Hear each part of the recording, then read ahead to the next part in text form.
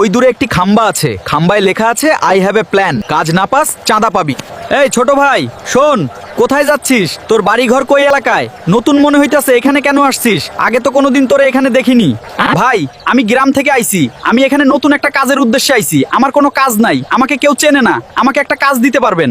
আরে আমাদেরই তো কাজ নেই, তোরে কিভাবে কাজ দিব? যা নিজের রাস্তা মাপ এই জায়গায়, যাতে দ্বিতীয়বার তোরে না দেহি। ভাই একটু দয়া করেন, আমাকে কেউ চিনে না, আমি কোথায় যাব? আমাকে আপনারা যে কোনো কাজ দিবেন, আমি সব কাজ করতে পারবো। আমি গ্রামে অনেক কাজ করেছি। কিরে তোরে যে আমরা এখান থেকে চলে যাইতে কইতাছি, তোর কথা কি কানে ঢোকে না বেটা? এরম মাইর দিমু, সারা জীবন আমার নাম মনে রাখবি। এই শুনছো, তুমি কি আমাদের ছেলের সাথে কথা বলেছো? ও কি কোনো কাজ পেয়েছে? ও কি কি করতেছে একটু খোঁজ খবর নাও। সারাদিন শুধু গরুরে ঘাস খাওয়ালে হবে? ছেলেটা কেমন আছে, কোথায় গেল, কি করতেছে?